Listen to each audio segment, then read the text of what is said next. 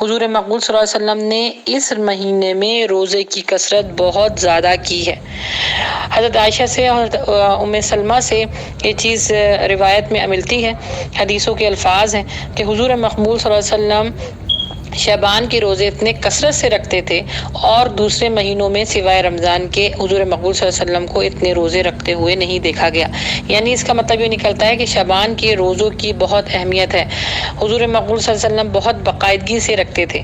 دیکھیں پھر اس چیز سے ثابت ہو گیا اس حدیث سے کہ اس میں روزے رکھنے کی فضیلت ہے۔ اب اس میں یہ کہ حلوہ پکایا جائے،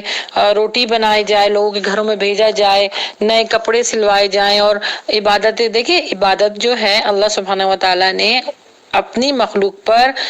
ہر رات رکھی ہے۔ ہر رات اللہ سبحانہ و تعالیٰ ندا فرماتے ہیں،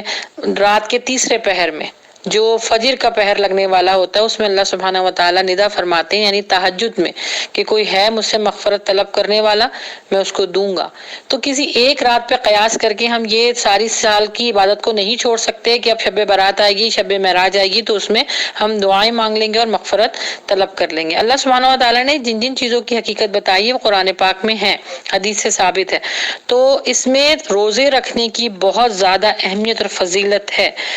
حضور مقبول صلی اللہ علیہ وسلم سے ایک صحابی نے پوچھا کہ یا رسول اللہ آپ اتنے شعبان کے روزے کیوں رکھتے ہیں اور رمضان کے روزے؟ تو حضور مقبول صلی اللہ علیہ وسلم نے فرمایا کہ شعبان اور رمضان کے بیچ میں، یعنی رجب میں اور رمضان کے بیچ میں جو ایک مہینہ آتا ہے، اللہ سبحانہ وتعالیٰ نے اس کی فضیلت رمضان کی فضیلت سے زیادہ اس وجہ سے رکھی ہے کہ اس مہینے میں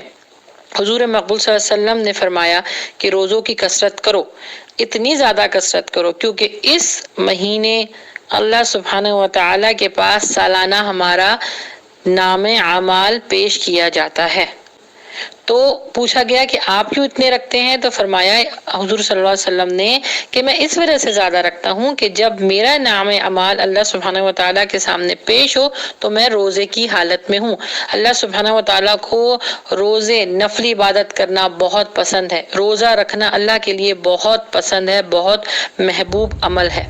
تو دیکھیں گے کون کہہ رہے ہیں؟ حضور مقبول صلی اللہ علیہ وسلم، جن کو عبادت کی اس طرح کرنے کی ضرورت نہیں ہے کیونکہ وہ تو گناہوں سے پاک ہے، لیکن ہماری ہم سب کی تعلیمات کے لیے، اپنی امت کی تعلیمات کے لیے انہوں نے روزوں کی کثرت زیادہ سے زیادہ رکھی۔